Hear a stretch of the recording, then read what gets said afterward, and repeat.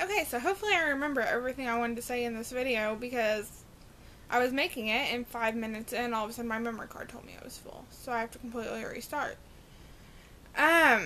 This is a response video to SarahForgot's Columbine Rantage Part 2, I think it's called. I had it open and then I exited after I said it. She was on prescriptions at that time, so her video makes absolutely no sense. It seemed like she was stoned off her ass. Like, she couldn't remember Dylan Kobold's name, and she was pronouncing stuff very, very odd. You should go watch it. You'll laugh. Anyway, some of her main points in the video were people on Tumblr who either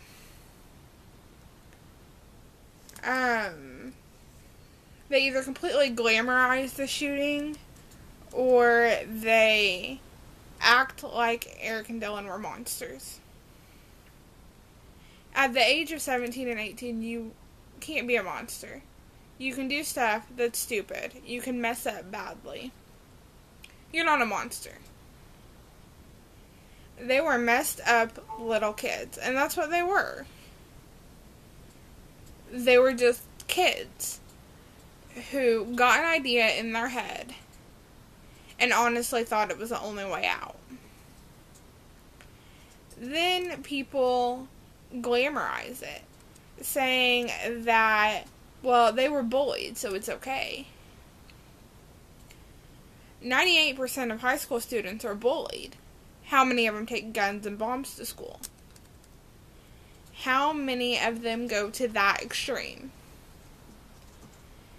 And then people say, well, she was bringing up Dave Cullen's book, Columbine. It's a good book, it is, but you have to sift through it. He makes his own conclusions a lot to make them look like monsters. And he almost in ways glamorizes their life before. But then there are parts that are really good where he calls out the things that Jeffco did wrong, and he calls out that there really was bullying in the high school, because all this stuff was denied shortly after the shooting. But he says stuff like, he pretty much seems that Eric was a pimp who had all the girls, who was popular. He wasn't. If you read any, or even watch any of the interviews with his friends, he was hated. Dylan was probably one of his only real friends. He didn't have a girlfriend. He didn't even have a date to prom. And then also, Dave Cullen tries to diagnose him as a psychopath. How does a journalist who's never met the kid diagnose an 18-year-old boy as a psychopath? It's not possible. There's no amount of reports that people could give me that would make me think that he was a psychopath. I think he needed guidance. He needed help. He needed to stay in the diversion program, for one. He needed, I'm sorry, I forgot to turn my Facebook chat off, and somebody just messaged me a Jacob Black cutout and asked me to buy it for them. Anyway, so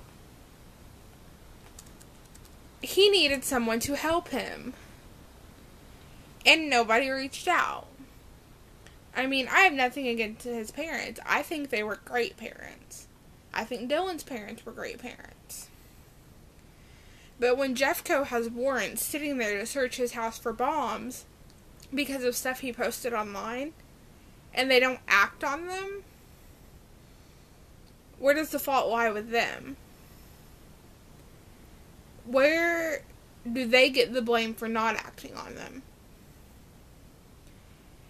And then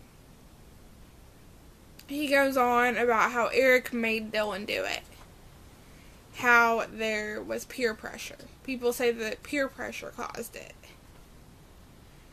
Well, SarahForgot makes a huge point in her video. Where does peer pressure go from, hey, I'm smoking weed, do you want some? How can that be in the same line as, hey, you know how we're making bombs? Why don't we take them to school with us? Why don't we blow up the school? Because I'm sure Eric one day just said, hey, let's shoot people. I'm really sure that's how it got started, right? No. Before Dylan even started hanging out with Eric, he had journal entries about how he wanted to shoot people.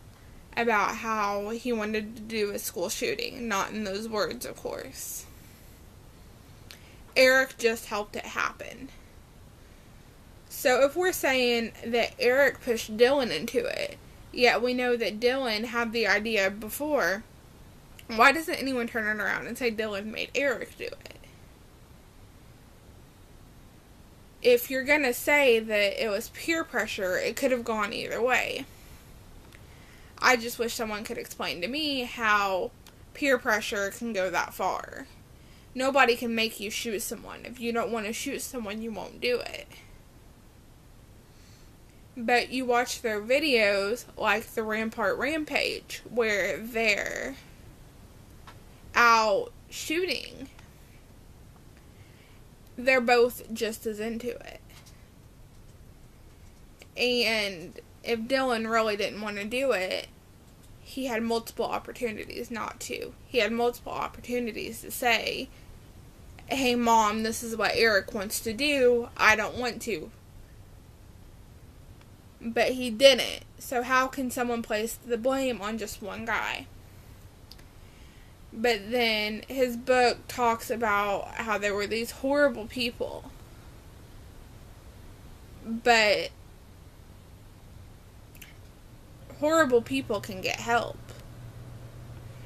And if Jeffco would have acted on those warrants and found the guns and the pipe bombs and the journals, who's to say now they wouldn't be active members in society? They would be, honestly, I can't do the math right now, but they would be well into their 30s. How do you know that in 10 years Eric wouldn't be running for president if he would have gotten the help needed? So how can people say they were nothing but monsters? Dehumanizing them does nothing but make you miss the warning signs. Dehumanizing makes you say, well, that can't be my kid. Honestly, it could be any kid.